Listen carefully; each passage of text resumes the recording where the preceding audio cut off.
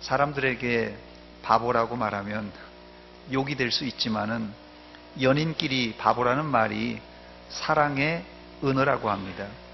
연인끼리 바보라는 말은 바라보면 볼수록 보고 싶은 사람, 이게 바보라는 뜻입니다. 여러분들은 그런 의미에서 바보가 있습니까? 지금 누구를 제일 보고 싶습니까? 보고 싶은 사람이 있어요? 없는 것 같은데요. 갑자기 물어봐야 이게 진심이 나오는 거거든요. 갑자기 물어봐야. 예배드리면서 누가 제일 보고 싶습니까? 이러면 척 나와야 되는데 누구요? 하나님을 보고 싶지 않습니까? 구주를 생각만 해도 이렇게 좋거든. 주 얼굴 배울 때야 얼마나 좋으랴. 할렐루야. 여러분들은 또 교회 오면 바라보면 볼수록 보고 싶은 바보가 있습니까? 성도라면 일주일간 혹은 단 며칠이라도 헤어졌다 만나면 보고 싶은 감정이 들어야 정상입니다. 여기서 제가 사지선다형 문제를 안 내고 갈 수가 없겠죠. 내용이 많아서 육지선다형입니다. 여러분들이 6가지 중에 하나를 골라보시기 바랍니다. 일주일 동안 교회 안에 보고 싶은 사람은 누구인가? 1번 목사님, 2번 땡땡 장로님, 3번 땡땡 권사님, 4번 땡땡 집사님, 5번 땡땡 성도님, 6번 전혀 없었다. 1, 2, 3, 4, 5, 6번 중에 여러분 몇 번입니까? 1번이 있네요. 예. 사랑하는 사람은 보고 싶어야 정상입니다. 요한복음에 예수님이 십자가 지시기 전날 밤에 한 말씀이 뭡니까? 너희는 서로 사랑하라 라는 말씀입니다. 성도라면 하나님을 사랑해서 매일 보고 싶어야 정상이고 또 이웃을 뜨겁게 사랑하여서 서로 보고 싶어야 정상입니다. 저를 한번 따라서 하시기 바랍니다. 서로 사랑합시다. 성도가 하나님을 제일 사랑하는데 그 사랑하는 하나님의 얼굴을 보고 싶은 것이 당연한 일이 아니겠습니까? 그렇다면 어떻게 우리가 하나님의 얼굴을 볼 수 있겠습니까? 성경은 하나님의 얼굴을 볼 수 있다가 아니라 보면 죽는다고 기록되어 있습니다. 출애굽기 33장에 하나님은 모세에게 자신의 얼굴을 보면 당장 죽을 것이라고 그랬어요. 또 이르시되 내가 내 얼굴을 보지 못하리니 나를 보고 살 자가 없음이니라 그랬어요. 하나님을 본 사람은 다 죽는다는 뜻입니다. 그럼에도 불구하고 모세는 하나님을 보고도 살았는데 그 이유가 있습니다.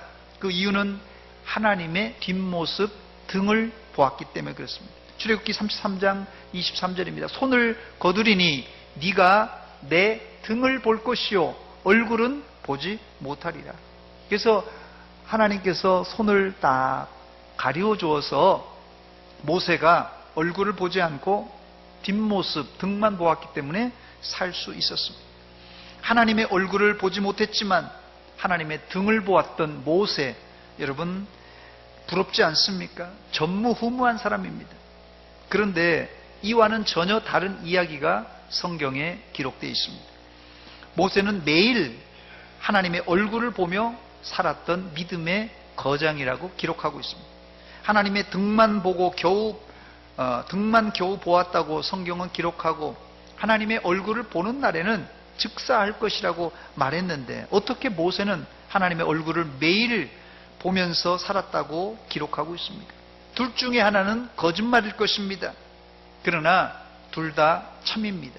처음 모세가 인격적으로 하나님을 만날 때입니다. 출애굽기 3장 6절에 보니까 또 이르시되 나는 내 조상의 하나님이니 아브라함의 하나님, 이삭의 하나님, 야곱의 하나님이니라. 모세가 하나님 배웠기를 두려워하여 얼굴을 가리매 했어요. 첫 대면에서 모세는 자신의 얼굴을 가림으로 하나님의 얼굴을 보지 못합니다. 그런데 출애굽기 33장 11절에 보니까 이런 말이 기록되어 있습니다. 사람이 자기의 친구와 이야기함 같이 여호와께서는 모세와 대면하여 말씀하시며 그랬습니다. 이 구절을 NIV 영어 성경에도 The Lord will speak to Moses face to face라고 했어요. face to face는 얼굴과 얼굴을 마주 보며라는 뜻입니다. 또 모세가 하나님의 명령을 받고 아론과 그 아들들에게 이런 축복을 이스라엘 백성들에게 하라고 했어요. 소위 말하는 제사장의 축복입니다. 민수기 6장 25절 26절입니다. 여호와는 그의 얼굴을 내게 비추사 여호와는 그의 얼굴을 너에게 비추사 은혜 베푸시기를 원하며 여호와는 그 얼굴을 내게로 향하여 드사 평강 주시기를 원하노라. 이렇게 축복하라고 그랬어요. 하나님은 인간들에게 복을 주실 때 자신의 얼굴을 복받는 사람들로 향하여 은혜를 베푸시고 복을 내리십니다. 물론 이 내용은 상징적인 내용입니다만은 신약 성경에도 예수님께서 하나님을 볼 수 있다 이렇게 말합니다. 마태복음 5장 8절입니다. 마음이 청결한 자는 복이 있나니 그들이 하나님을 볼 것이며 했습니다. 자, 그렇다면 우리가 하나님을 볼 수 있다는 말입니까? 아니면 볼 수 없다는 말입니까? 둘 다 맞다고 하면 모순이지만 둘 다 맞는 말입니다. 먼저 성경대로 우리는 하나님을 볼 수 있습니다. 첫째, 이 모세가 하나님을 매일 대면한과 같이 우리도 이 기도라는 독특한 방법으로 하나님을 매일같이 만날 수 있습니다. 두 번째는 볼 수 없습니다. 보면 죽기 때문에 볼 수 없기도 하지만 그것보다 더 본질적인 문제가 있는데 하나님은 영이시기 때문에 우리의 눈으로 볼 수 없습니다. 우리가 눈으로 모든 것을 볼 수 있을 것 같은데 여러분, 우리 눈이 상당히 제한되어 있어요. 우리의 시력이 상당히 제한되어 있습니다. 제가 이 대학교 다니면서 대학원 때 이 현미경을 많이 들여다봤어요. 현미경 속에서 세상을, 이 현미경 속에 있는 미세한 세상을 들여볼 때 완전히 다른 이제 신기한 세상입니다. 우리 몸이 뭐 세포로 구성되어 있다는 것은 뭐 삼척동자도 다 알고 있습니다만은 우리의 육안으로는 내 몸의 세포 하나를 볼 수가 없습니다. 그러나 현미경을 사용하면 이야기가 달라집니다. 작은 배율로는 뭐 450배율 정도만 되더라도 세포가 아주 뚜렷하게 보이고 그걸 더 확대해서 1000배 정도로 배율을 높이면은 세포는 물론 세포 안에 있는 핵도 보이고요. 그 핵 안에 있는 염색체조차도 보입니다. 사람은 자연계 안에 존재하는 너무 작은 미세한 것을 볼 수 없고 또 반대로 너무 큰 것도 볼 수가 없습니다. 여러분, 지구를 본 적이 있습니까, 여러분? 우리가 땅을 디디고 살고 있지만 지구가 너무 커서 볼 수가 없습니다. 하물며 영이신 하나님, 어마어마하신 하나님을 여러분들의 눈으로 볼 수 있다고 생각하십니까? 여러분들의 눈으로 볼 수 있다면 그것은 하나님이 아닙니다. 그러나 여러분, 미생물은, 아주 작은 생물들은 현미경으로 봐야 보이고 지구와 천체와 그 큰 세계는 망원경으로 봐야 볼 수 있듯이 영이신 하나님은 우리가 기도로 매일 만날 수 있고 볼 수 있습니다. 더 나아가 천국 하나님의 나라에 들어가서는 이제 우리의 몸도 변화되어서 영광의 몸으로 마치 천사의 몸같이 되었기 때문에 당연히 그때는 생생하게 하나님을 볼 수 있습니다. 여러분, 천국에 가서 하나님을 본다고 하니까 너무 기대가 되지 않습니까? 하나님을 볼 수 있다는 사실이. 조금만 기다리시기 바랍니다. 저 요단강 건너편에 찬란하게 배는지 예루살렘 새 집에서 주의 얼굴 배우리 빛난 하늘 그 집에서 주의 얼굴 배우리 한량 없는 영광 중에 주의 얼굴 배우리. 할렐루야. 한량 없는 영광 중에 주의 얼굴 배우리. 할렐루야입니다. 첫 번째, 오늘 본문에서 다윗은 정직한 자는 하나님의 얼굴을 보리라고 했습니다. 정직한 자는 하나님의 얼굴을 보리라. 본문 7절입니다. 우리 한 목소리로 같이 읽어보겠습니다. 시작. 여호와는 의로우사 의로운 일을 좋아하시나니 정직한 자는 그의 얼굴을 배우리로다. 아멘.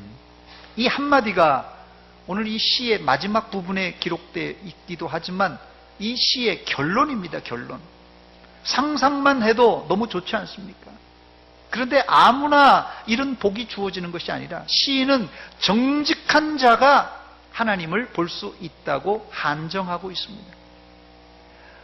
이 구절에 대해서 논란이 많습니다만은 이 칼빈 선생은 이 구절을 또 반대로 또 이 주의를 했더라고요. 180도의 다른 방향에서 주의를 했는데 이 본문의 의미는 정직한 자가 하나님을 본다는 의미보다는 하나님이 정직한 자의 얼굴을 보시고 그의 눈이 항상 그를 지킨다, 이런 의미로 해석했더라고요. 둘 다 보긴 보는데 하나님 입장에서 정직한 자를 보느냐 아니면 정직한 자가 하나님을 보느냐, 이 차이입니다.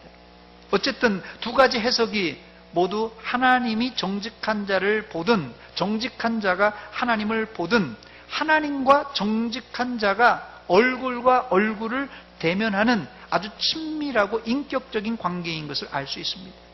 성도는 환난과 고난을 만날지라도 내가 하나님을 보든지 아니면 하나님이 날 지켜보시든지 이 두 가지 사실이 확실하다면 얼마나 든든한지 모릅니다. 이런 친밀감을 가지고 신앙생활할 때 어떤 어려움도 이겨낼 줄 믿습니다. 두 번째, 그런데 이 본시를 읽어보면 저자인 다윗이 상당히 수세에 몰려있는 상황인 것을 알 수 있습니다. 지난주도 말씀드렸듯이 다윗은 행복하고 기쁜 일일 때보다도 수세에 몰려 힘들 때 더 빼어난 시를 기록한 것을 알 수 있습니다. 오늘 이 시도 그런 시 중에 하나입니다. 본문 1절입니다. 내가 여호와께 피하였거든 내가 여호와께 피하였거늘 너희가 내 영혼에게 새같이 내 산으로 도망하라 함은 어찌함인가. 이 내가 여호와께 피하였단 말로 이 시가 시작되는데 한마디로 다윗이 피난한 상태를 일컫는 말입니다.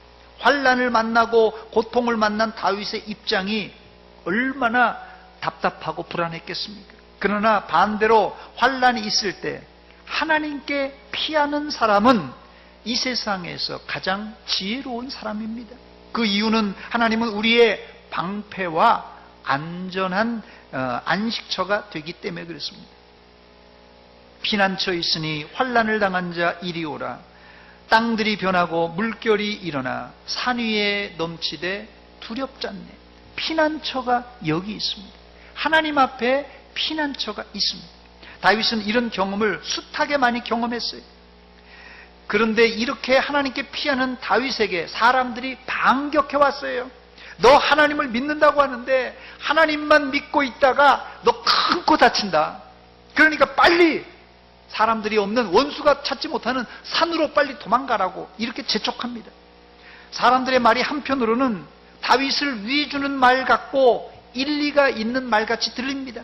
왜냐하면 2절을 읽어보면 하나님만 의지하고 가만히 앉아있다가는 낭패를 당할 수 있는 그런 상황이기 때문에 그렇습니다. 2절입니다.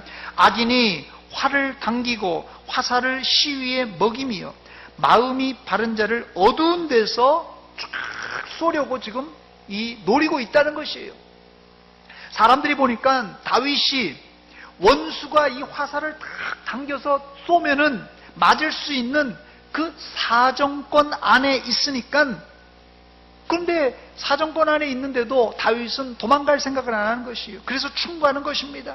여기 있다가는 원수들이 쏘는 화살에 맞기 딱 좋은 장소니까 아무도 알지 못하는, 악인들이 쫓아오지 못하는 산으로 빨리 도망가! 도망가! 빨리 도망가! 이렇게 충고하는 것이에요. 사람들이 다윗을 많이 생각해 주는 듯합니다. 그러나 이 충고는 오히려 다윗을 올무에 걸려 밑이 보이지 않는 수올, 음부에 빠뜨릴 계략입니다. 여러분, 여기에 속으면 안 됩니다. 사실 이런 유혹은 다윗만 받은 유혹이 아니라 심지어 예수님도 받았습니다. 사탄이 예수님을 유혹했어요.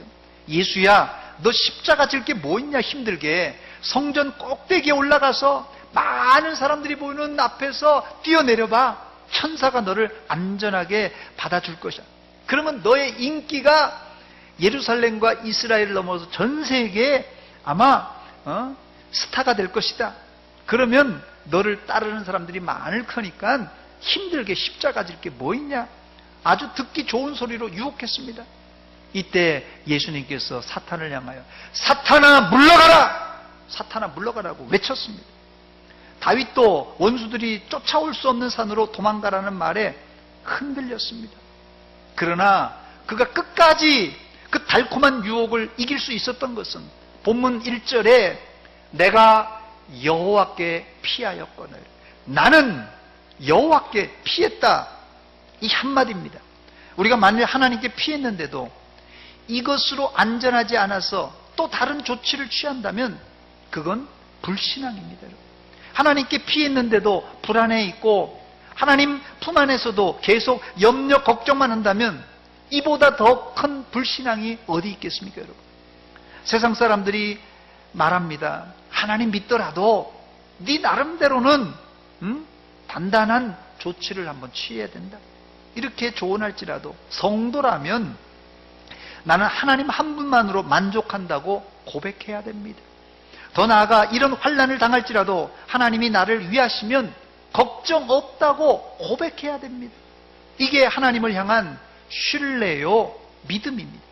로마서 8장 31절 또 35절입니다. 그런즉 이 일에 대하여 우리가 무슨 말 하리요? 만일 하나님이 우리를 위하시면 누가 우리를 대적하리요? 누가 우리를 그리스도의 사랑에서 끊으리요? 환난이나 곤고나 박해나 기근이나 적신이나 위험이나 칼이랴. 바울은 소리칩니다.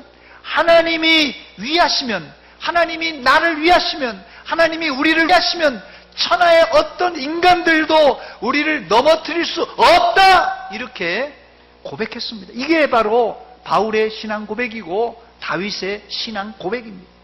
그런데 본문 3절에 보니까 터가 무너지면 의인이 무엇을 하랴, 이렇게 말이 나옵니다. 이것을 직역을 해보면 지진이 나서 지금 살고 있는 터가 흔들려 집이 무너지면 의인도 무엇을 할 수 있겠느냐, 이런 말입니다.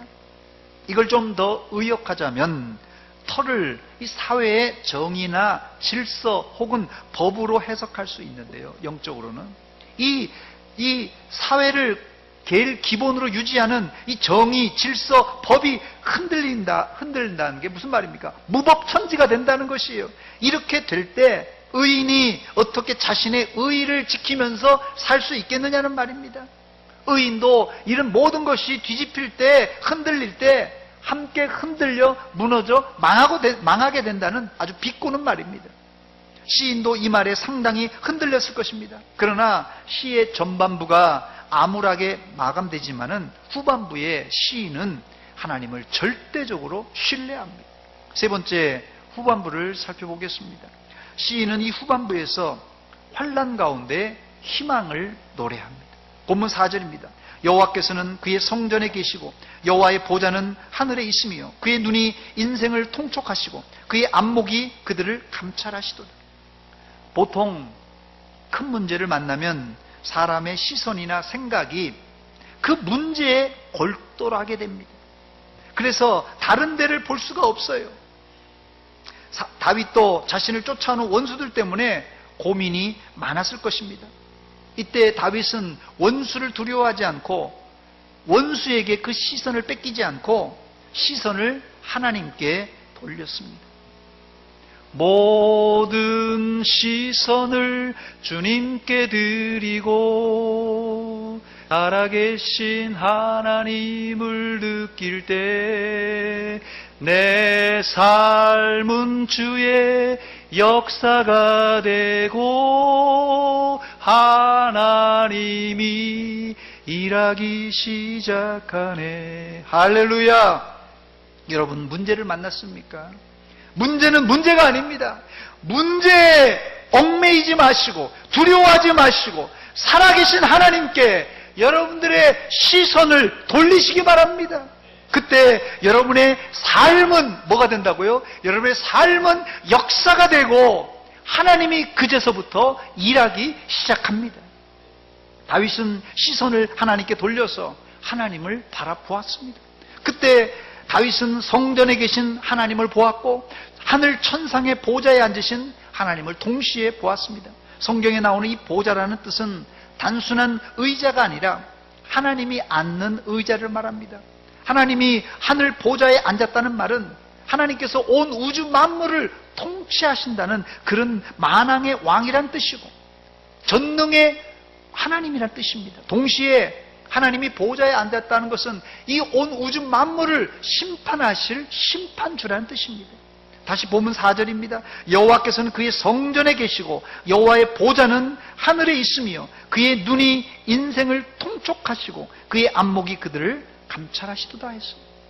더 나아가 다윗은 하나님은 성전과 하늘에만 계신 분이 아니라 인생들을 어떻게 하신다고요? 통촉하시고 감찰하시는 분이라고 말합니다. 이 통촉하시고 감찰하신다는 뜻은 자신과 매우 친밀하게 가까이 계신다는 그런 뜻입니다. 이 통촉이라는 단어를 지난번에도 한번 제가 설명드렸습니다만은 이 통촉이라는 단어가 주로 사극에서 나와서 요즘은 잘 사용되지 않는 단어입니다만은 신하가 임금님께 통촉하여 주시옵소서 이렇게 말하는 것은 형편이나 사정들을 깊이 헤아려 달라는 간절한 요청입니다. 그런데 하나님은 우리의 사정을 통촉하셔서 우리의 사정과 형편을 아실 뿐 아니라 작은 신음에도 응답하신 하나님이십니다. 또 감찰이라는 단어는 감독하여 살핀다는 뜻으로 통촉이라는 단어와 조화를 이루고 있습니다. 통촉과 이 감찰이라는 단어는 하나님은 멀리 떨어져 무관심한 하나님이 아니라 우리 가까이 계시면서 우리의 형편을 잘 알고 계시는 하나님이란 뜻입니다. 다윗은 이 한 가지 사실만으로도 아주 든든하셨어요. 하나님이 나를 통촉하시고 하나님이 나를 감찰하신다는 이 한 가지 사실만으로도 다윗은 든든했습니다. 여러분, 남들이 알지 못하는 고통이 있습니까? 나만이 가지고 있는 고통, 말 못할 사정, 이런 게요, 각 집집마다 또 개인마다 다 한 가지씩 있어요. 남들이 알지 못하는 고통, 말 못할 사정들이 다 있다니까요. 근데 하나님은 어떤 하나님이라고요? 하나님은 그 사정을 다 통촉하시고 감찰하시는 하나님이십니다. 그 하나님 앞에 여러분의 모든 말 못할 사정을 다 맡기시기 바랍니다. 여러분의 염려도 다 맡기시기 바랍니다. 하나님이 여러분들의 무거운 짐을 가볍게 해주실 줄 믿습니다. 시편 37편 5절 6절입니다. 내 길을 여호와께 맡기라. 그를 의지하면 그가 이루시고 내 의를 빛같이 나타내시며 내 공의를 저의 빛같이 하시리로다 그랬어요. 내 길을, 내 염려를, 내 모든 것을 하나님께 맡길 때 하나님께서 우리를 높이 세워주시겠다는 말씀입니다. 이제 말씀을 맺습니다. 끝으로 이 시는 5절과 6절에 여호와는 의인을 감찰하시고 악인과 폭력을 좋아하는 자를 마음에 미워하시도다. 악인에게 그물을 던지시리니 불과 유황과 태우는 바람이 그들의 잔에 소득이 되리로다. 의인만 하나님께서 감찰하시는 것이 아니라 의인을 감찰하시고 악인도 소상하게 감찰하고 계십니다. 그래서 악인이 불과 유황에 태워지는 강력한 심판을 받을 것이라고 하면서 이 시를 마무리하고 있습니다. 우리가 볼 때 이 땅에서는 정확한 권선징악이 적용되지 않은 것 같아요. 지난번에도 제가 말씀드렸듯이 아니 도둑질하고 속이고 사기꾼들이 잘 먹고 잘 살고 권력을 이용해서 약자를 이렇게 누르고 올라간 사람들이 잘 먹고 잘 사는 거예요. 근데 그 사람들이 건강도 하고 오래도 살고 잘 먹고 잘 살고 뭐 자식들도 잘 되고, 의롭게 사는 우리들은 이거 매일 힘들게만 사는 거예요. 세상에 정의가 어디 있는가? 하나님이 계시다면 이게 권선징악으로 잘못한 사람은 징계를 하시든지 뭐 벼락을 내리시든지 그냥 뭐 그렇게 해야 되는데 잘 먹고 잘 사는 거예요. 이 세상에는 정확한 권선징악이 적용되지 않은 것 같이 보입니다. 그러나 여러분 실망하지 마시기 바랍니다. 최후 심판을 악인들은 피할 수가 없습니다. 하나님은 불과 유황과 태우는 바람으로 악인들을 반드시 심판하실 것입니다.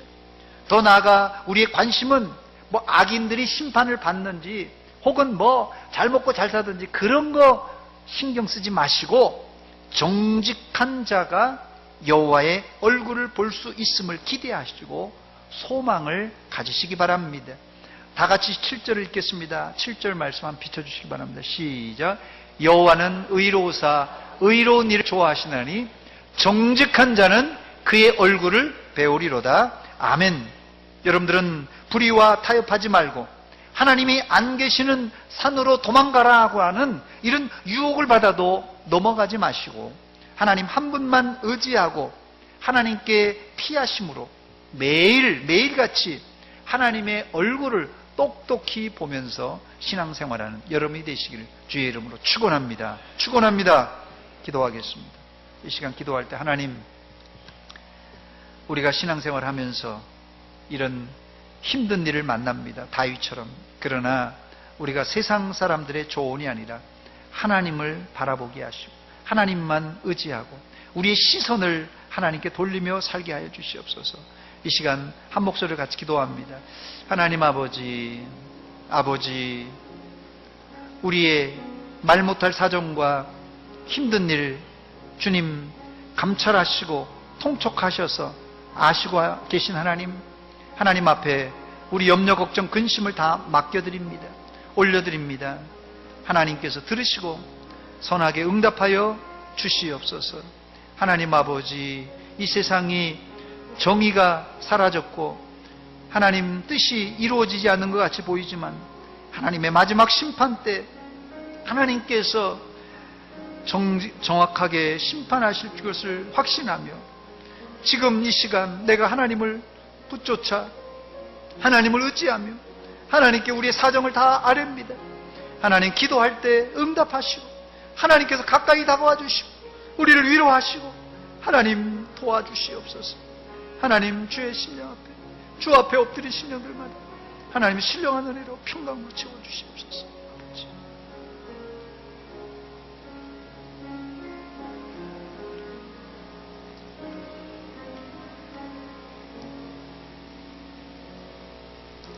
하나님 아버지, 은혜와 사랑 감사드립니다. 이 아침에 하나님 앞에 나와서 말씀 들었습니다.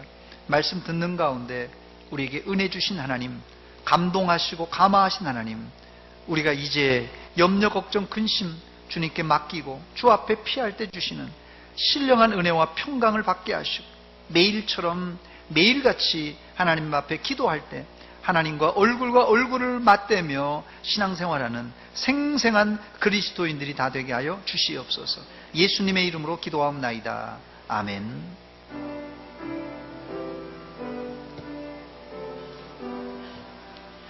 구주를 생각만 해도 이렇게 좋거든. 주 얼굴 배울 때야 얼마나 좋으랴. 만민의 구